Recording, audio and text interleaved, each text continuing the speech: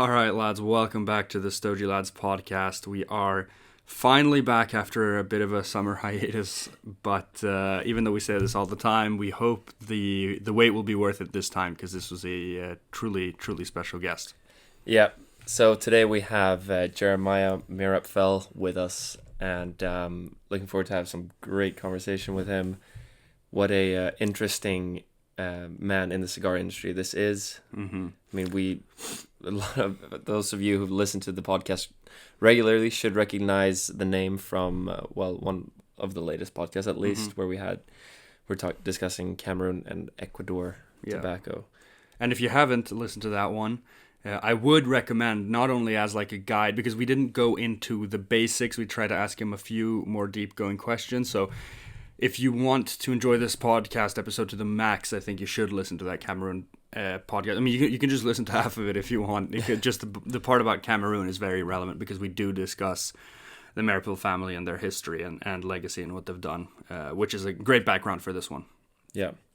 So. And before we get into the interview here, we have by the time you're hearing this, the giveaway for 20K is going to be in the middle of it. Yeah, clutch. Yeah, so you'll still be able to enter that one. So I mean, if you're listening to this decently close to the release date, you'll still be able to enter that. So go on. We have some amazing prizes from Le Fin Lam and Peter James, two of the best accessory companies around with cigars. So check that out on our Instagram if you can, and enjoy the podcast. Yeah, without further ado, welcome Jeremiah.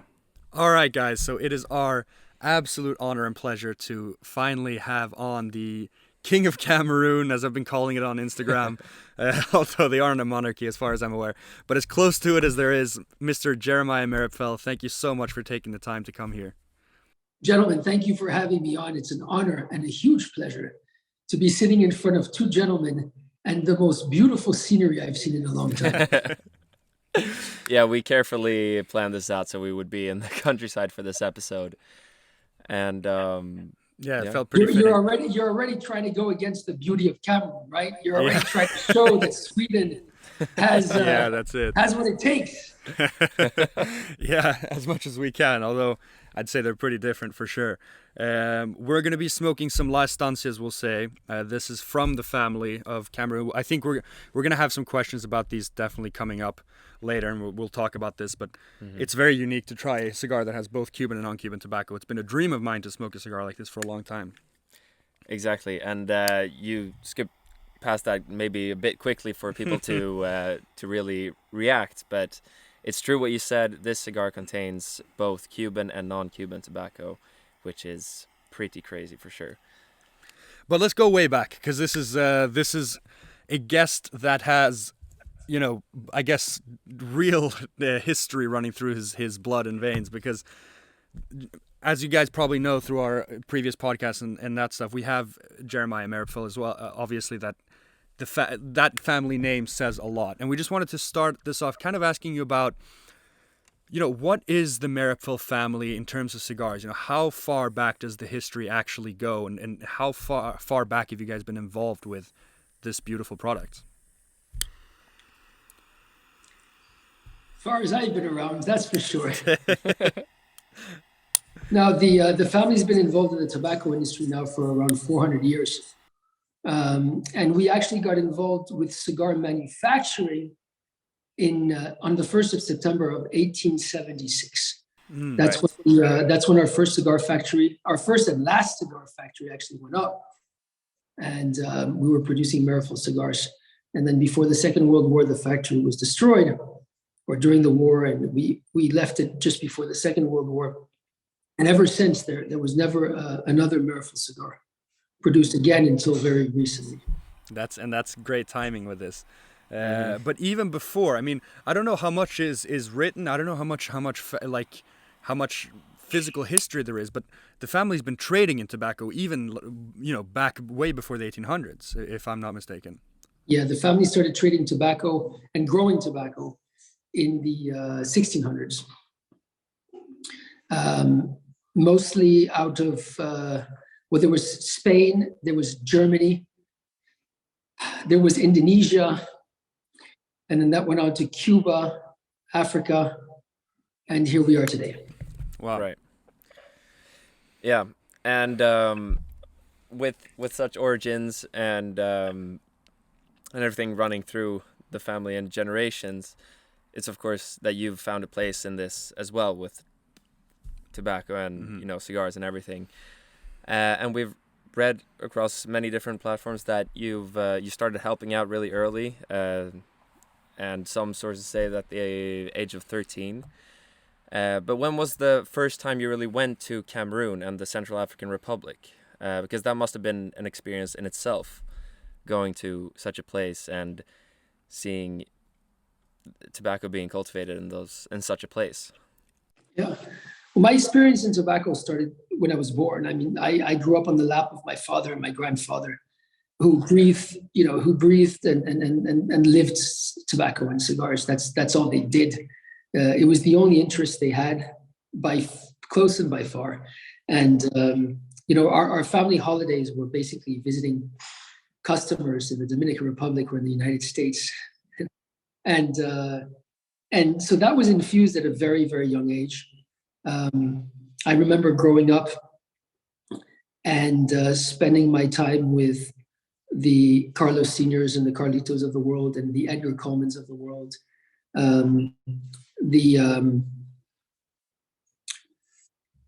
The Padrones a little bit later, Robbie Levin before he even started a cigar brand. So the involvement in the industry, or at least the experience and the taste of the flavors and the experience and the camaraderie and the vibe of the industry, is something which, it's not that I got into, it's I couldn't get away from. Of course. At the end of the day, you kind of grow up with this vibe going around you, and it's the only thing which really matters. And whether you're in the cigar business or any other passionate business of the earth, it's one of those things where you want to contribute, you want to strive, you want to participate, and you want to be involved with. The premium cigar industry is definitely one of those industries. It's an industry that has so much romance to it, and it has so much charm, and it has so many gentlemen and gentlewomen in the industry that still understand what a handshake is all about. And it's something which just grows in you and grows on you, and you get involved with. So as far back as I can remember, I started spending my summers working with the factories and working in the plantations. When I was, I think, 13 years old, started training with Fuente on the rolling tables, and when I was 14 years old and 15 years old, and then I went off to Connecticut to work with General Cigar, growing shade and training with them. So that would usually happen, between 2 and 3 months a year during the summer holidays, when most of the kids were, off from school and running to see their grandparents at their lake houses. Yeah. And I was shipped off to factories, Wow. child labor, like they call it, right? Yeah. I'm both jealous and not jealous. I kind of wish that could have been me, but I'm also happy that you got the summers off in a way. Let me tell you something. Those were the best memories of my life. I can imagine. I did stuff no kid should have been allowed to do, and it wasn't rolling cigars. Let me tell you something. I had a few $100s in my pocket, enough to buy some bottles of rum in those days in Santiago. And 13, 14, 15 years old, you just use your creativity, young man, to just imagine what happened. So that was special. And then when I was about 15 years old, that's the first time I went to Cameroon. Okay. Right. And that was a very special moment. I remember my grandfather had to go there to meet with my dad. And I told my grandfather, I want to come with you. And he said, are you sure? And I said, yeah, I want to come with you. And he said, okay, fine, let's go. So I went with my grandfather. We took the plane. We arrived in Yaoundé. in those days. My father was waiting for us at the hotel, which was in Yaoundé. There was the Hilton back then. It still exists, actually. And I remember taking the elevator with my grandfather, going to the last floor, walking out of the elevator, and my father was just speechless. Wow. He just saw me coming out of this elevator with my grandfather walking. Oh, so he didn't even know. He had no idea. Wow. It was a complete surprise. And he looked at me and he didn't know what to do. I mean, he was so in shock. He had no idea what to do. And he didn't know. He put his arms out to hug me, and I think he just slapped me across the face. He had no idea how to react. Wow. That was honestly, that was one of the most beautiful moments in my entire life. Wow. Was the moment where I saw in my father's eyes just complete amazement and bewilderment, and his son on Cameroonese soil, wow, there with him. That was very, very, very special.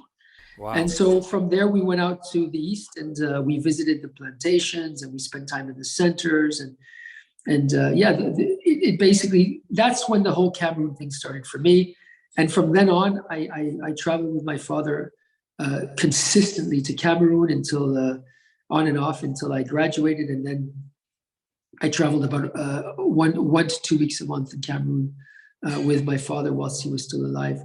So Cameroon is, there's nothing like it on the planet. I mean, I'm watching you guys there, sitting in front of that gorgeous lake in Sweden. And these beautiful Scandinavian sceneries.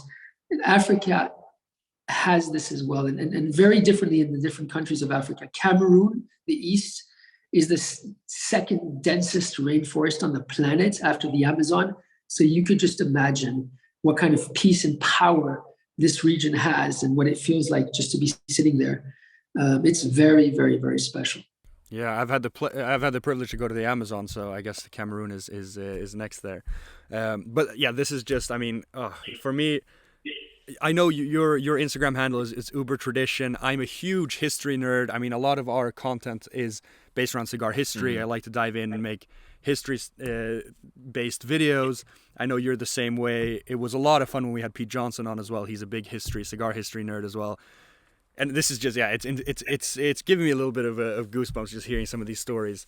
But I want to dive into that a little more, because you said Cameroon is amazing, right? And when Ruben and we've researched Cameroon so heavily. I mean, we made a podcast an hour and a half where we talked about Cameroon for a lot of it as well.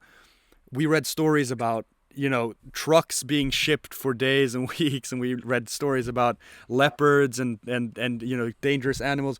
When I say like crazy Cameroon stories, is there anything specific that comes to mind to you? Like, is there anything that I'm sure there's millions, but what pops into your head when I say crazy Cameroon stories? But what doesn't? I mean, I was on the phone a few minutes before we got on this podcast with our head of production in Africa.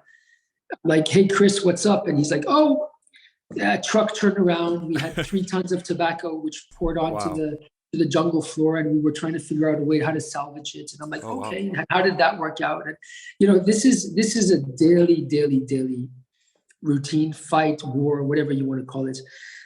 Where to start? Cameroon is full of surprises, and it's full of the most beautiful things in the world and the most perilous things in the world. The most dangerous things are what's most unexpected: drinking water, mosquitoes, and a few other wild animals. Hippopotamus is one of them. Gorillas is another. Vipers, snakes. So those constitute probably the most dangerous things that you're going to have in the eastern part of the Cameroonese area. Then on the list further down, definitely you have the lions, you have the panthers, and other forms of animals, elephants actually that can trample through the village, through the plantations. And these are things that happen. This is not just a fairy tale in a book. It's a fact of life, yeah. It's a fact of life, and it's something that you have to live with. Not having electricity, not having, water, very difficult living conditions. I mean, you name it. It's it makes Indiana Jones look like Las Vegas. Incredible. Yeah. And while on the subject of that, like with Cameroon having its difficulties and everything of growing, because we've read a lot about and talked about how Cameroon was so difficult to first get into and bring out all the industry, because there was nothing there, right? It was just Infrastructure wise, exactly, yeah, there's nothing, right? So that led me to wonder what are the possibilities of expansion there in Cameroon, and is it something that you're working actively with, expanding the tobacco cultivation, or is the space too limited and difficult to handle? The main challenges in Cameroon is growing yield on a qualitative manner. And it's not so much a question of, let's find more space and grow more tobacco. It's how do you actually get a reasonable amount of yield out of what you're doing? Right. Cameroonese is the Cameroon tobacco is the lowest yielding tobacco on the planet in terms of wrapper or luxury wrapper. There's no question about it. It's multiple times the price of any other tobacco out there. It yields terribly low, and the war that we're fighting is on consistently trying to improve that yield and making those tobaccos more affordable for our customers by increasing the quality of what we call the quality. Now, I don't want you to get mixed up. It doesn't mean that the quality is better in terms of taste or in terms of we're talking about the yield quality, the financial quality of the product. Because as far as we're concerned, it's all about tastes. The Meerapfel will always tell you,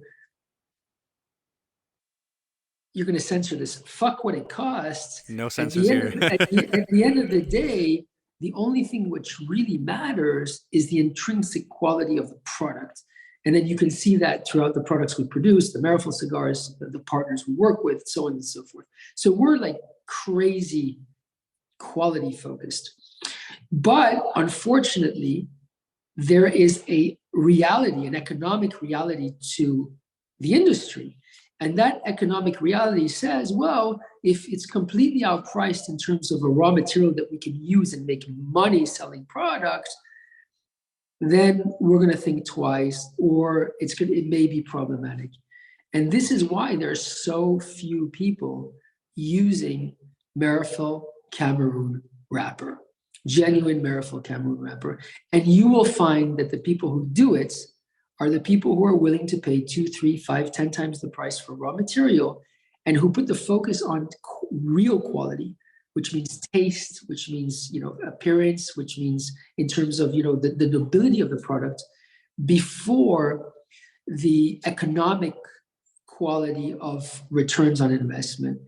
And without having to give any names, everybody in the world knows who uses true, genuine Meerapfel Cameroon.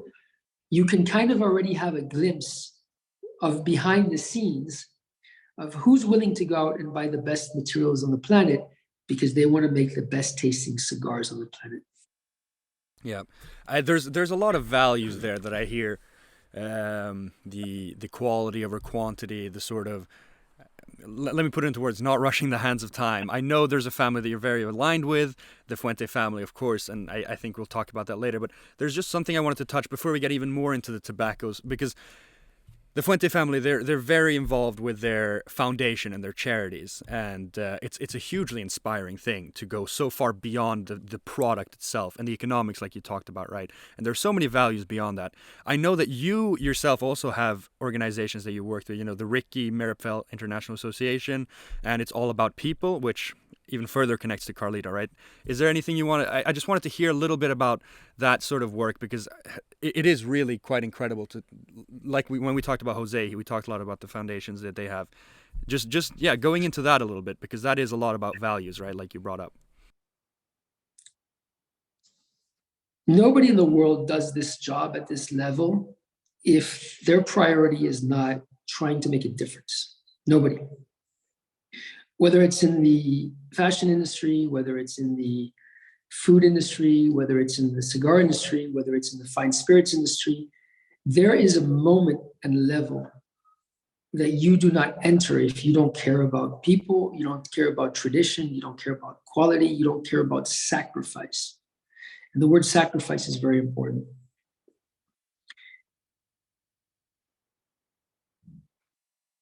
You will see, or you have seen, 1,000,001 different ways of doing corporate social responsibility. And there's as many reasons why people do it than ways to do it. Meerapfel never talks about what it does. Never. I've never sat in any podcast or any interview or anything and openly started discussing the Ricky Meerapfel International Association. Nor have I ever discussed anything else that we do, because that is private. That is something that we do for the reasons that we do it. Not because we're advertising it, not because we use it as a point of social corporate responsibility, or not because of anything. We do it because we think it's important to do certain things to help certain people in a certain way, and the ways that we're able to make a difference. Do we make a difference? There's no question. We're bringing drinkable water to hundreds of thousands of people. Would a significant percentage of those people die if they didn't have drinkable water? Yes, they would die. We finance clinics, education systems in vastly populated areas, or that affects a vast amount of populations, tens of thousands and hundreds of thousands of people. Do we speak about it? No. Do I go to bed at night and smile? Yes. Do I feel good about myself? Yes. Because we're making a difference in helping people? Yes. And that's all that matters to me. Nothing else. Because we are able to do it with our resources, without having to reach out to the world, without having to ask anything of anybody. We are able to make that difference in the regions that we work in. Other people have other models. Other people need the support of the outside world to be able to generate a certain amount of infrastructure or a certain amount of talent to be able to do things. And that's just as noble. It's just as important. It's just as magnificent to do it in that way, because at the end of the day, the only thing that matters is to help the people that you need to help, or to make an impact in this world. What pisses me off more are people that talk a lot, and in the background, there's nothing actually going on.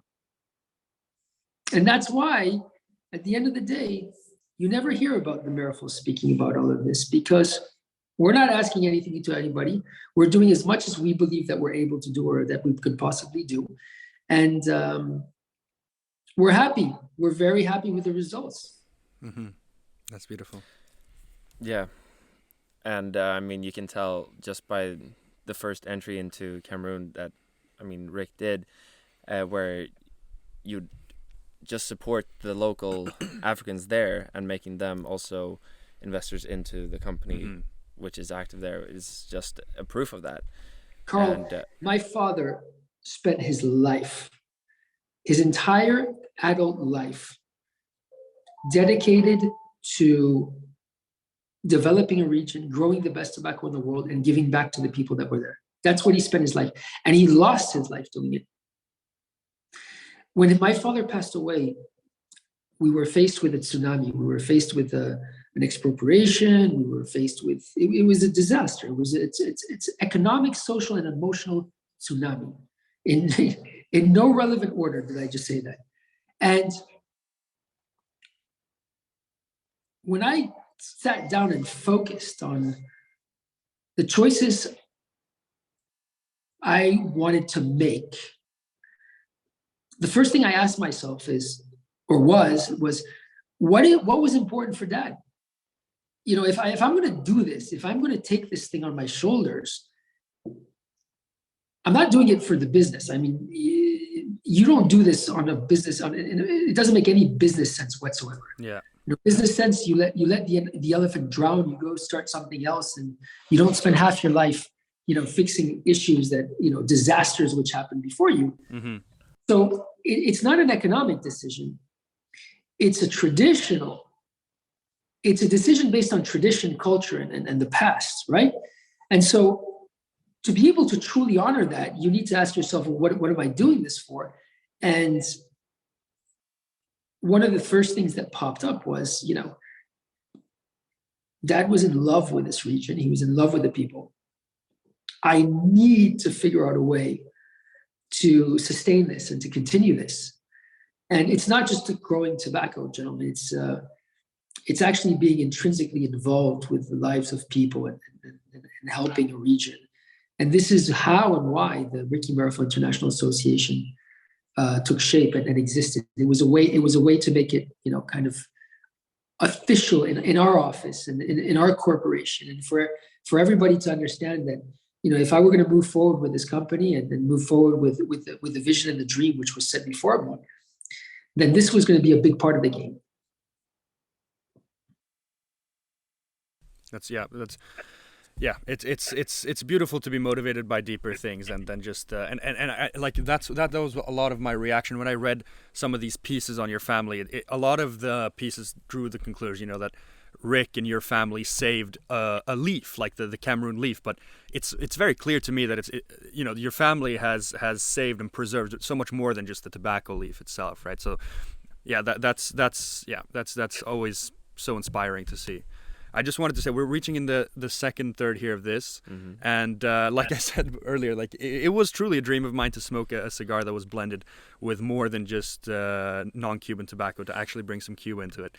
I wanted to just touch on this quickly because this is such a unique cigar, and a lot mm-hmm. of our follower base were extremely intrigued when we were posting about this. The whole La Estancia, because that goes deep into your Cuban relations, right? Like, what was the Meerapfel foothold in Cuba like? Because I know there's been a lot of history there as well. Is there anything you want to share with that, history-wise? Cuba was part of our journey. There's no question about it. My grandfather left to Cuba just before the Second World War. In the mid to late 30s. And when he arrived in Cuba, he started working with, the old Cuban generation that was there. He became very, very, very, very, very close to them, and very, very, very friends with them. And one of the gentlemen he became best friends with in Cuba was a young man who was Minister of Industry, who was a huge tobacco lover, and whose name was Ernesto Guevara. Okay. And so he lived for many years with the Che, and he traded. He became the largest exporter of Cuban tobacco in history. My grandfather exported the entire crop for export just before the embargo fell. They were also very good friends with Ernest Hemingway. There was another beautiful story where my grandfather saved all of the Hemingway manuscripts and brought them to the University of Princeton from Cuba. Wow. So there was a lot of things that happened in that day and age. And then finally, when things started going really sour, because remember, there was a bunch of guys that were trying to figure out how to get rid of a dictatorship. There was a dictatorship of Batista there. And they wanted equality in terms of people. It was a serious situation, probably no better or worse than what's going on today in Cuba. And although I don't have the experience to speak about it, but from what I understand, it was very, very serious. And when things started going sour, I think something happened with the U.S. or whatever it is. Let's just say that things didn't take the turn for the better, and there were some political shifts. Che Guevara was assassinated. There were alliances with Russia and China that took place. Let's just say that my father left Cuba at that moment and returned to Europe. And at that time, he was very, very, very close to the old school Cubans. And so the old school Cubans said, all right, Heller, listen, we're going to do two things for you. Number one, we're going to give you a license to trade Cuba Tobacco. So he became an official Cuba Tobacco licensed tobacco trader. And number two, he received a Habanos distribution license for parts of Europe. And so in 1964, my grandfather set up a distribution company in Europe for Cuban cigars. And he was selling Montecristo and selling Joyo de Monterrey, if I'm not mistaken. He was selling Partagas, Romeo and Julieta, and then many years later launched Cohiba for the Cubans. And this was the beginning of our adventure in the distribution of premium cigars. This is going back to the 1960s. And it's actually very interesting because this was the basis of how we built the non-Cuban cigar industry outside of the United States of America. Why? Because we were trading tobacco, selling tobacco to the manufacturers in the Dominican Republic from Cameroon. The first one was Guillermo's father, Fernando Leon, from La Aurora, who was using Cameroon tobacco. And he said, you guys have a distribution company in Europe. You're selling a lot of Cuban cigars. Do you think you could sell non-Cuban cigars? And my grandfather and my father said, well, listen, it was my grandfather at the time. I don't know. 100% of the market is Cuba. Let's give it a shot. And so he introduced La Aurora into Europe. It was one of the first non-Cuban cigars to be properly distributed in the Eastern Hemisphere. It didn't do anything, but it was distributed. And then a few years later, another friend of the family, Edgar Coleman Sr., who owned General Cigar Company, said, you think you could sell Macanudo in the Eastern Hemisphere? And my family said, yeah, why not? Send it over. We'll introduce it. So we introduced all the General Cigar Company products into the Eastern Hemisphere. And then a few years later, Carlito Fuente and his father set up the factory in the Dominican in the early 80s and said, you think you can sell these cigars in the Eastern Hemisphere? And at which point, my father, who had become best friends with Carlito, basically, they were like brothers and very, very close to Carlito's father, basically turned around and they did what I believe to be the most important step in the history of premium cigars outside of the US. And basically, my father in those days used to smoke a cigar that was only made for him by the Cubans. My father worked in Cuba until 1985. A lot of people don't know this. Yeah, right. Yeah, we were going to ask about that. When I was born, my father was actually, we moved to Miami. And he was actually working in Cuba, spending a weekend a month back home and then going back. And he was growing tobacco in Cuba. And he had a brand made, a couple of brands made for him. They were called Selección Meerapfel. Now things are going to start coming together in your minds. Yep. And there were two cigars that were made in vast quantity that my father would smoke day in and day out. One of them was a Partagas 898 Selección Meerapfel. Oh, beautiful. And the other one was a cigar made out of the Romeo factory with tobacco from a specific farm, which my father participated in growing in, and which was blended and made for my father uniquely. And they were in these little bundles with aluminum foil around it. Oh, okay. The Petit Corona size. My father would smoke that day in and day out. And he was talking to the Fuentes, and that's what he would smoke all the time. And he told the Fuentes, he said, listen, if we're going to take over the European markets and the international markets, which are dominated by 100% by the Cubans, we need to blend a cigar which has the characteristics of the mature cigar markets. Let's call it the mature cigar markets. Yeah.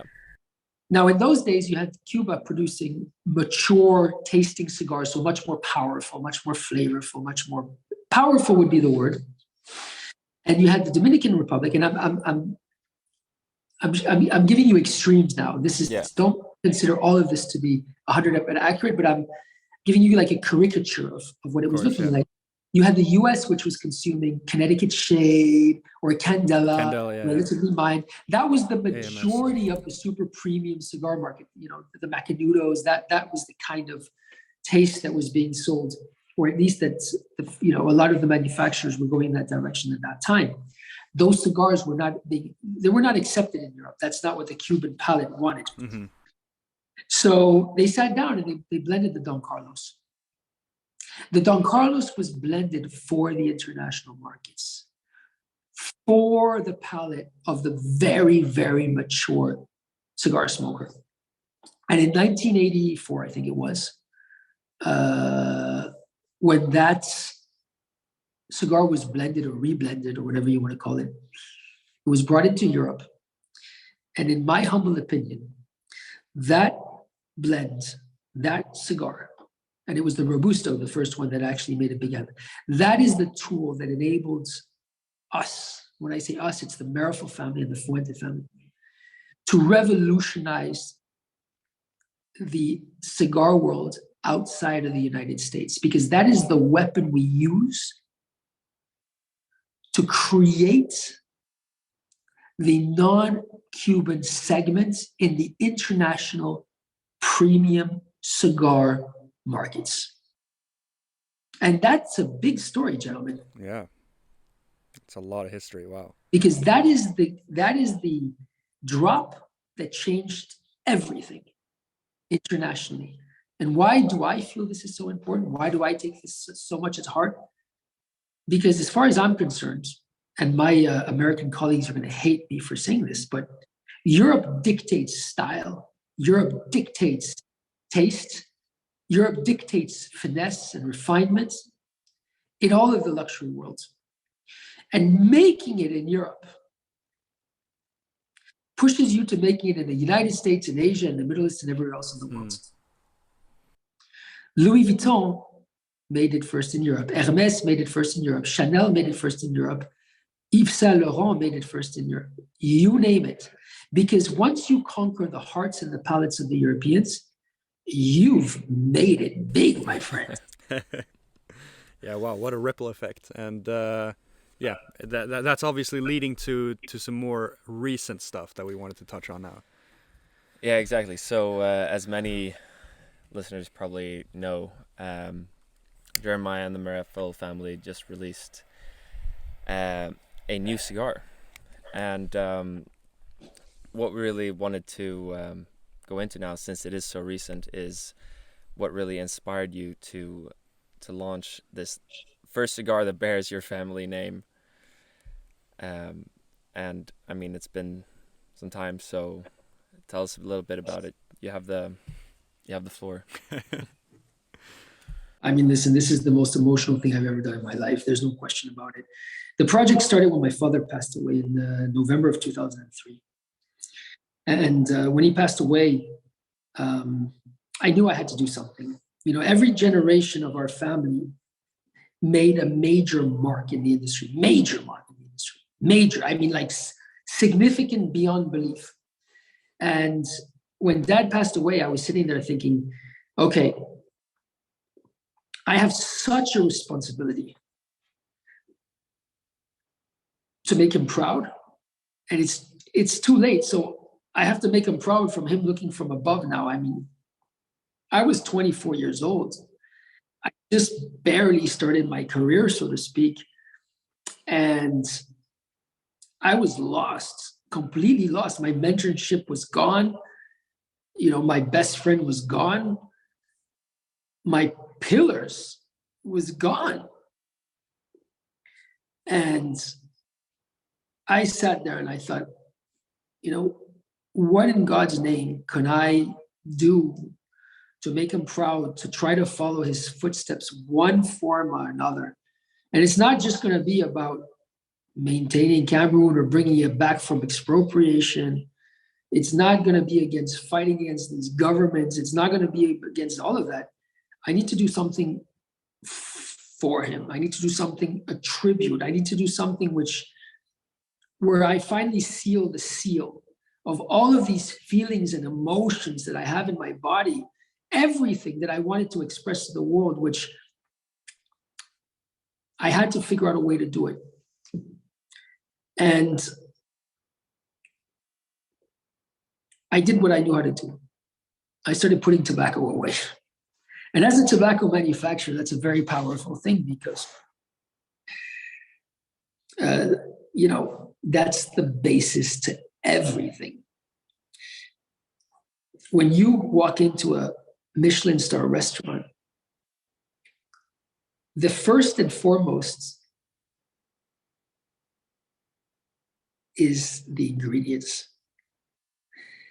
Any chef on the planet will tell you if you want to cook something special, if you want, you basically have the best ingredient in the world and you try not to denature it. I know the Scandinavians are good at doing that as well, from what I understand. My Yeah, the father raw used to, material. my father used to love it. And so it started with that. It started with putting tobaccos away. This is 20 years ago, putting tobacco away. And then very quickly, I realized that one day I was going to come out with a tribute, not only to him, but to what he loved the most, which was his heritage, his family. It's what we have. It's the only thing we have, gentlemen, is our tribute. It's our legacy. Nothing else matters to us. We've lost everything. Every war, every drama, we've lost everything. But there's one thing a human being cannot take away from you is your pride, it's your legacy, it's your values. That can never be taken away from a human being ever. And that's when the fun started. That's when I realized, okay, the raw material is there. The most important is there. And I think that most people in the world would have a really, really, really hard time catching up on this raw material. Let's just set the bar. I believe you. There. Yeah. I believe you. Now let's go into the rest of the fun. What do we want to do? Do we want to come out with another cigar? Do we want to come up with another cigar with another packaging and another this and another that? Is that what we want to do? No. And I started to realize that there's something that's never been done in the premium cigar industry before. And that is deconstruction of the product and reconstruction. Kind of what Pagani or Koenigsegg did, kind of like what, in a way, what Chanel did, Richard Mille. It's basically the uber luxury brands that deconstruct something and then either reinvent it or go to a ridiculous level with every single component before reconstructing it. Now, take a Pagani, for example. It's a car. It's going to get you from A to B with 4 wheels. And to be honest, the Meerapfel cigar is a cigar. You're going to smoke it in the same way, so to speak. It's going to combust in a similar way to another cigar. But that's not what we're talking about. What we're talking about is it possible to create a segment in our industry which has never been created before, which is the uber luxury of the premium cigar industry, by taking every element of the product, deconstructing it, and either bringing it to a level which is just insane or reinventing it, which is exactly what we did with the Meerapfel cigar. And that for me was what I had to do. There was no question, because number one, it pays tribute to the family, to my father, my grandfather, my great-grandfather, my great-great-grandfather. But it also creates something for the industry. It also brings value. It adds value to an industry, which I have dedicated my life to, so that the bar is set at a level now which could bring the entire industry upwards. Yeah, wow, you've sold me. I mean, Jesus, yeah, that is an incredible pitch, and I'm sure your father would be unbelievably proud of this achievement, of this, sort of homage to him in many ways. I can't even imagine. It's unbelievably cool, and the unique selling point that's there. It's when you think about all that you've said today, the Meerapfel family has such an incredibly unique angle. I mean, I try to really read a lot about the history of cigars, but I can't even think of anyone that comes close with the, you have Cameroon, which is obviously already so unique, and then there's the history with Cuba and all the partnerships beyond that. There's so many angles. Cigar rolling and Yeah, it's unbelievably cool, and seeing this cigar come to fruition on the market is going to be fantastically fascinating. Yeah, that's I mean, that's have you unbelievably guys cool. seen the band? Yeah, Yeah. Okay, so this is I just want to say this story because this is one example, just one little tiny example of the deconstruction. So about 3 years ago, this was before COVID. So it must have been 3 years ago, right? 3-4 years ago, whatever. Yeah. yeah, Okay, I'm looking up like who's the best band maker in the world, and I'm looking and I'm looking and I'm looking and I'm looking and I'm looking and I'm trying to find who's the best band maker because we've deconstructed everything. We reinvented how to age the cigar. We reinvented how to age the tobacco. We reinvented the tobacco itself. We reinvented, everything, the box, you name it. We have to reinvent the band, right? I mean, how do we? This is not so simple. How the hell do you reinvent? Okay, so I'm looking at this. I'm like, okay, let's just start by finding the artisan, the magician of band making. And so I'm searching, and all of a sudden I realize this name pops up of this guy I've never heard of in my life. And guys, listen, I've been in the industry for a few years. If I've never heard of the name, it's like weird, right? yeah. So never heard of the guy in my life. His name is John Van Tintelen. And he's in the Netherlands, and he has like this tiny little operation. And I get in my car, I phone him up and I said, Mr. Van Tintelen, may I come to see you? And he says, yeah, of course, no problem. So I get there and I see this shy man, a gentleman, really a gentleman, this shy man, and he sits me down and you could see that he's like, what the hell do you want from me? What do you want from me? And I'm not exactly the most kind of, discreet, subtle guy in the world, right? So he has this kind of like eccentric character, which is like smashing into his factory, sitting down at his desk, and he says, what can I do for you? And I said, listen, I understand that you are the Hermes of band making. And he says, where did you hear this? And he was not happy that anybody heard of his name. Wow. He's like, listen, Mr. Meerapfel, I know who you are. You've done, you guys are incredible. What do you want from me? We are a discreet little family. We're in the background. We've never been advertised before. We don't want to be advertised. Leave us alone. We have our little operation, get out of here. And so I said, listen, can you show me how you work? He says, yes. And all of a sudden, I see the pride coming out of this guy. And he's like lighting up, right?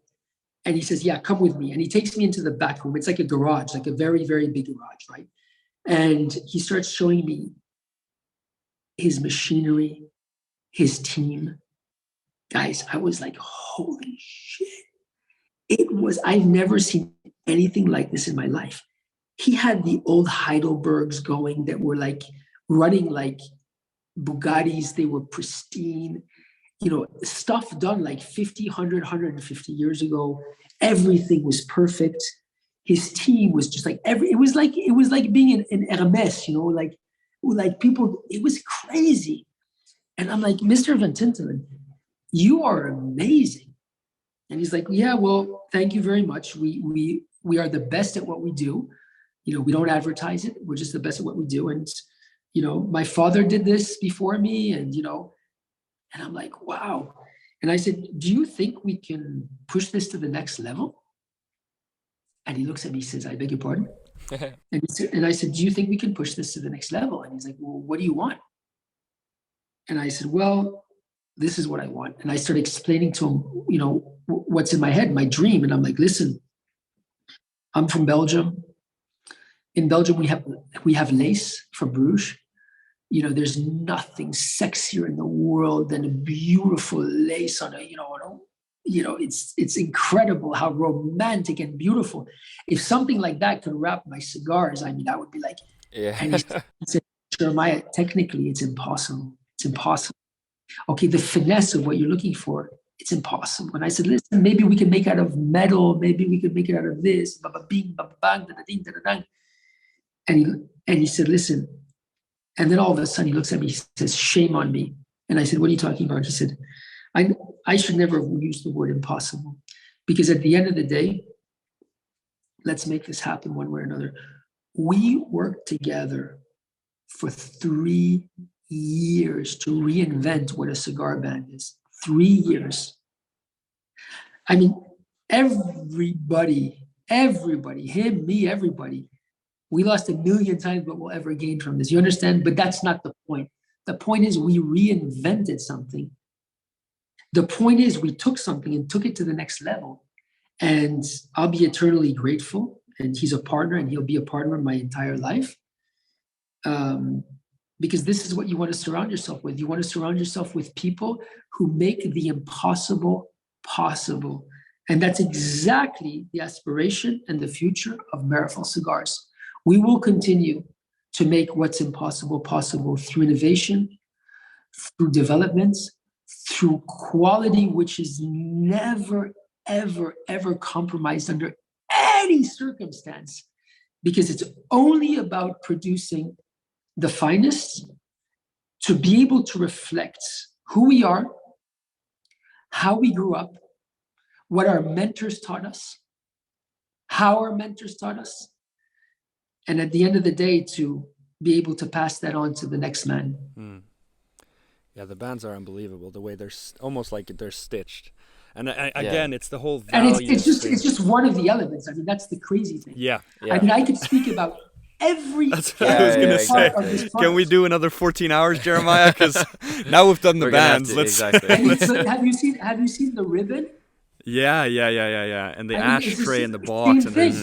Same thing. The ribbon is hands dipped. It's still made by hand in France. Wow. Nobody in the world does this shit.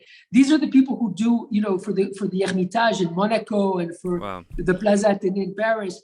Nobody in their right mind would, and everything was done in this matter. The ashtray, which is on the first SKU we're coming out with, it's hand painted in gold, in real gold. Yeah. I'm not. It's crazy. It's crazy. Absolutely crazy. So, this is the level that we want to introduce. This is kind of, like I said, the uber luxury of the cigar industry. And I cannot wait for people to light this up and to kind of go. Oof. Yeah. That's it. That's the face. The wow moment, right?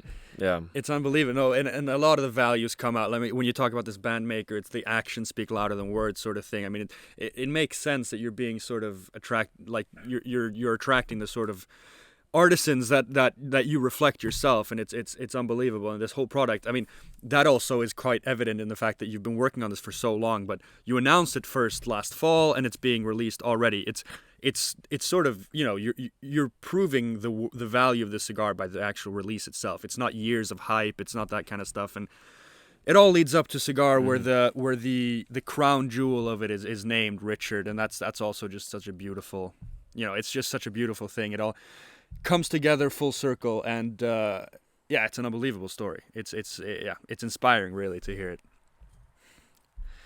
I don't know how you're doing on time here, Jeremiah. We have a few follower questions. I think we've told. I'm good, man. I wiped my calendar for you guys. I'm sorry I was late. That's crazy. It's awfully kind Jose said the same thing. I don't quite know if it's worth it here, but let's hope it. There's a few follow questions. I don't know, Light, if you want to start out. There's a little more lighthearted stuff here, just to get a few more people to know a little about. We like to ask our followers what they want to hear, and then we selected a few of them which we thought you might want to answer. So I'll start off with Andy Burger 1, who asks, what inspired your unique and signature style? Because there's no, denying that you've got a style. Yeah, even if you scare a Dutch band maker, the style is still it's still there. So where did this come from? Because it's, I think most people recognize it as Jeremiah immediately with the hat and the scarf. I mean, it's not going to surprise you at all what I'm going to say. Mm-hmm. Mm-hmm. We are probably, without using stronger words, by very far, the oldest tobacco cigar family probably still remaining today. We have the chance to work with all of the other ones as well. So we're partnered in with the oldest families in the industry. Many people forget where the industry came from. Many people forget that 200, 300, 400 years ago, there was a premium cigar industry in Germany and in Spain. And most of the actors, which are today in Cuba or the Dominican Republic, well, not most of them, all of them, come from Europe. They're either of Spanish descent, or they're of German descent, or they're of Dutch descent, or they're of Danish descent. Maybe a couple of Swedes here and there, I guess. Let's hope a few. But the reality is, this is where it all came from.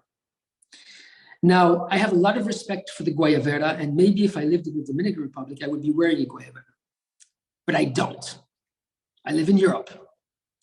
I dress no different to how my father dressed. I dress no different to how my grandfather dressed.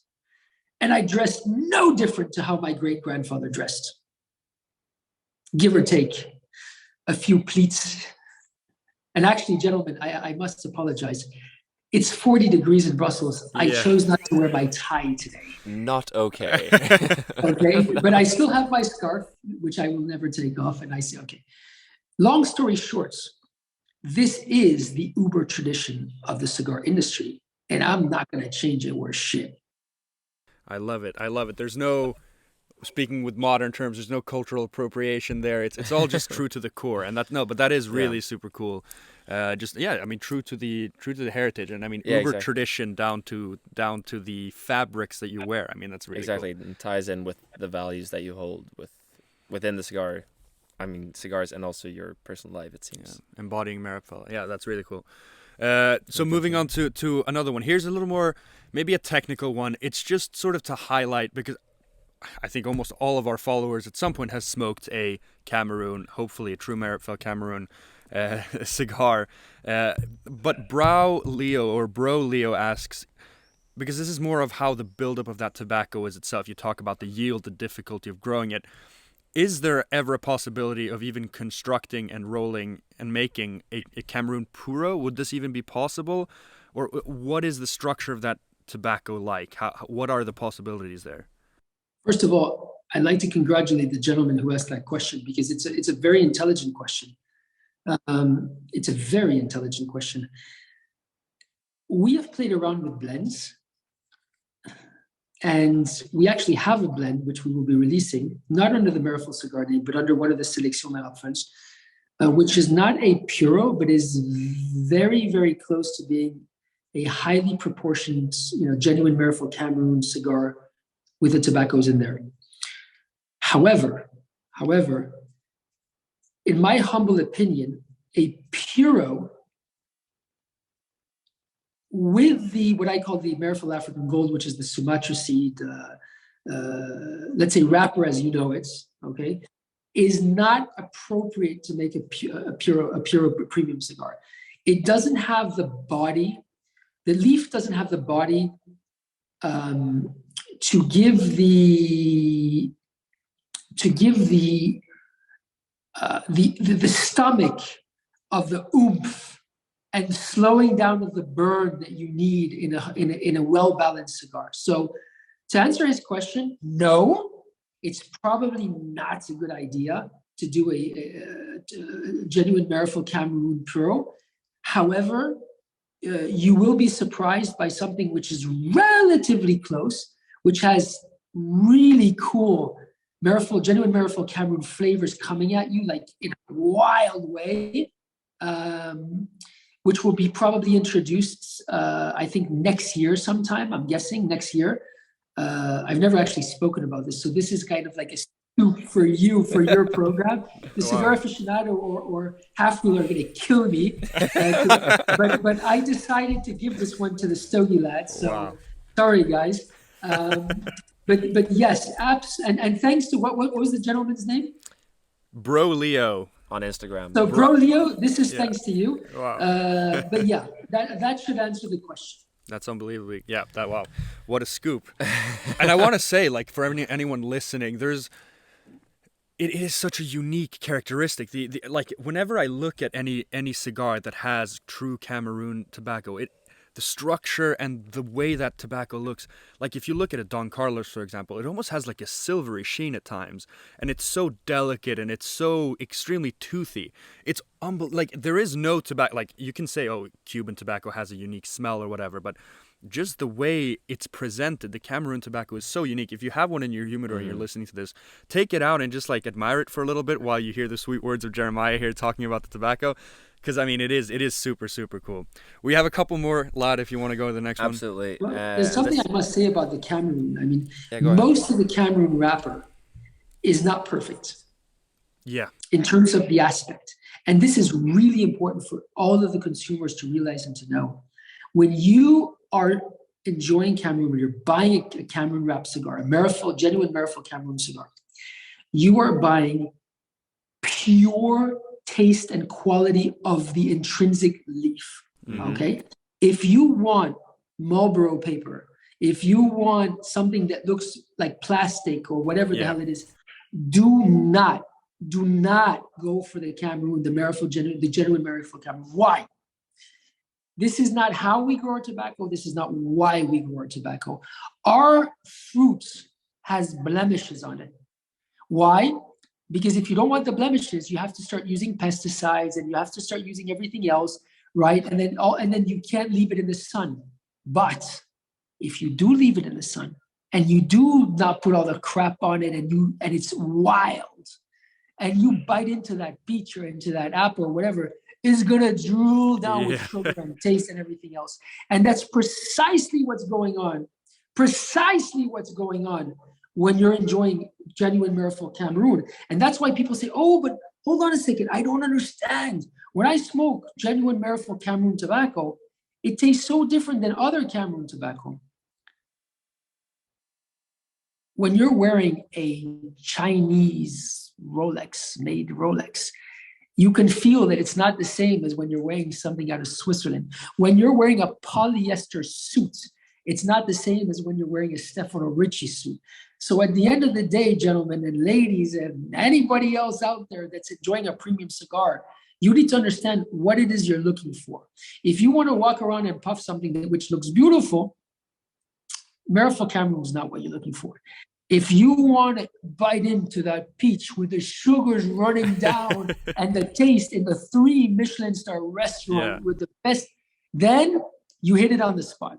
And that's as simple as that. It's because of how we grow our tobacco, how we cure our tobacco, the way we grow it, what we put on it, what we don't put on it, and so on and so forth. And yeah, you're probably smoking the most natural tobacco on the planet.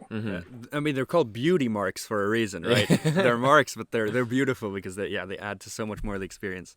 Yeah, sorry, Lad, if you wanted to go ahead with something else. No, because then that just led me to think, like, how much of the crop that you harvest is usable, and like you said, I mean, since it's so natural. As premium wrapper. Yeah. Very, very, very, very little. Yeah. Would you say it's the lowest of the world's most cultivated tobaccos? I'd say it's the lowest in the world. End of story. Mm-hmm. Yeah. There's no question, and by a long shot. If the industry grows 60, 70, 80, 90% yield tobacco, let's say 60, 70% yield tobacco, genuine Meerapfel Cameroon grows at 5-10% yield. I mean, it's literally 6, 7 times, 8 times more expensive to grow. Unbelievable. It's a different story. Yeah. And yeah, I guess Svetsiana, this is a question we got several times when we posted about this, because I remember reading a Cigar Aficionado article that talked a little about this. I mean, climate change is a very, very potent thing. We're going to get 31 degrees Celsius tomorrow here in Sweden. It's highly unusual. Have you noticed a effect on the growing conditions and the yield and all that stuff in Cameroon because of this? Is that affecting your industry whatsoever? Yes and no.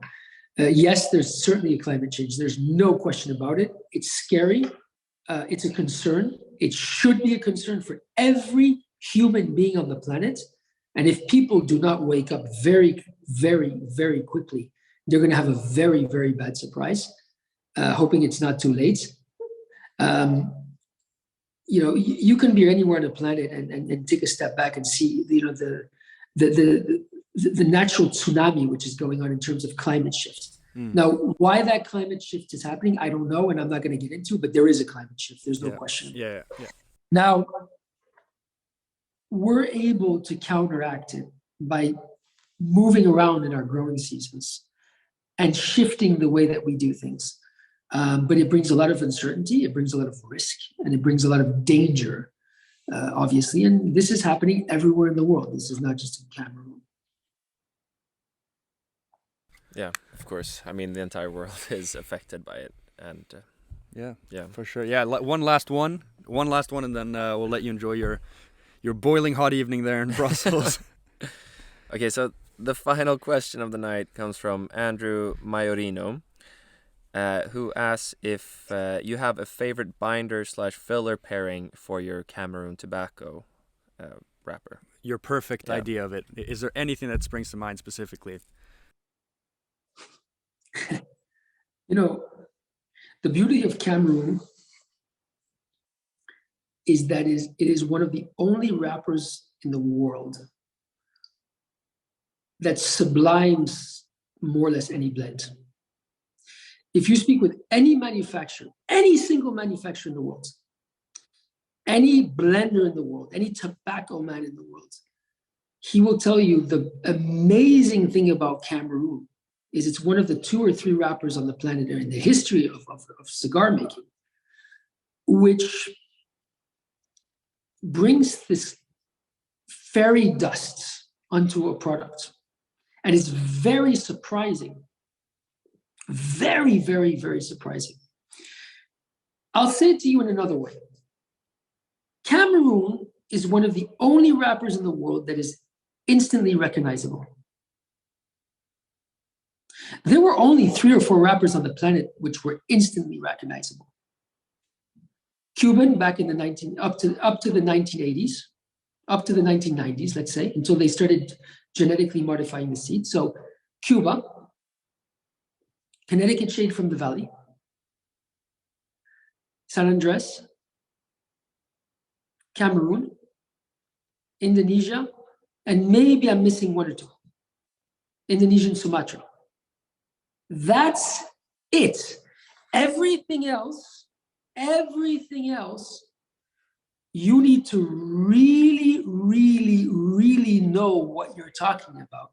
I mean, really know what you're talking about to put a finger and to say, this is where it's from. You need to really know. If I take cigars, 20, 30 cigars, and I take the bands off and put them on the table and call 100 people, apart from those 7 wrappers or 5 wrappers, I think that 99% of the people would have a hard time knowing if it's Nicaragua, Honduras, Ecuador, this, that, bada bing, bada bing, because all the seeds, the this, the that, the personalities. Oh, yes. And I have to say the Chateau de la Fuente is unique. Yeah, no that's question true. it's unique. So, but they use it only on their products. So Yeah, I don't include it in the commercialized, let's say, why am I saying that is because then you can flip it around and say, okay, if something is so recognizable, if something is so there's a stamp on it, it's really, really interesting because if you put Cameroon on a Mexican binder, which I love, by the way, or you put a Cameroon on a very, very, very, very good Dominican Olor, which I love, by the way, or you put Cameroon on a very, very good Nicaragua binder, which I love, by the way. Yeah, listen, it's going to be awesome. But at the same time, you put Cameroon on anything and you're going to up the cigar. Carlos Sr. once said, Cameroon is the only wrapper in the world that you can put on a mediocre cigar and make a great cigar. Interesting. And let me finish with his words because he was definitely one of my father's mentors. And he was my mentor's mentor, Carlito Fuente, who was definitely, my mentor in my education especially when my father passed away, but even before, Carlos Sr. was a very, very, very special human being. But I think also if you take the the old guys, the Edgar Seniors, who had exactly the same point of view, and the Alphonse Myers, and all of the old crew of the tobacco world, which constitute, who we are and who we became in our industry, in our lives, and made up parts of our characters as well. I can only take a moment to take my hat off, but also to pay my respects that the Meerapfel family is only a reflection of the people who took the time and the energy, who gave us their friendship and their trust, and who were very, very, very, very great, the greatest people in the industry, And if we remain today doing what we're doing, it's not only thanks to my father, my grandfather, my great-grandfather, but thanks to all the great men and women who were there teaching me, teaching my father and my grandfather, and who were by our side. And this industry is an industry of people. It's an industry of human beings. The greatness of the industry is the value of those human beings. And what I pray for the most, gentlemen, is that we continue to be human beings in this industry. We continue to uphold the values which have made it possible for us to stick around for 400 years and many other families for hundreds of years, so that our children will be able to be sitting behind or in front of these cameras, and they'll be able to enjoy products that are even remotely at the same level as how we're enjoying them today, thanks to this heritage and thanks to the people that are behind us, next to us, in front of us, and everywhere in between. And that's I think, the only real truth which is standing behind the premium cigar industry. Mm-hmm. Wow, spectacular way to end it off. Some wise words. I cannot agree more. There's nothing there's nothing I could add. Thank you for this La Estancia cigar. This was a spectacular blend. I could speak more about this, of course. Yeah, I think exactly. We haven't focused on the cigar so much since we have Jeremiah in front of us. But no, I just wanted to say huge thanks for coming on here and sharing your story and your entire family's, generational stories. Mm-hmm. It's amazing to be able to hear from this, and not even from the cigar industry at all, and just hearing this extended, Yeah, you feel it's hundreds of past. Years of and as such a lover of the history and the time, I'm just a sponge at this point, just trying to soak in every word. It's unbelievably good. Thank you so much. Genuinely, it's been amazing. Thank you for coming on and sharing all this stuff, and there's so much to look forward to from the and I'm so happy that, Jeremiah, you're a real proof of that the traditions and just everything is flowing through you and continuing on to the next generation. So that is very cool to see, right down to the clothing, like you said. Just to touch back on that, you can see that that there's a lot of heritage. Exactly. Thank you. Well, remember, like I always say, if you don't do it with passion, don't do it at all, guys. Yeah. That's it. Thank you so much. And glad to have you here. Thank you, gentlemen. Thank you very much. It was an honor and a pleasure. Thank you.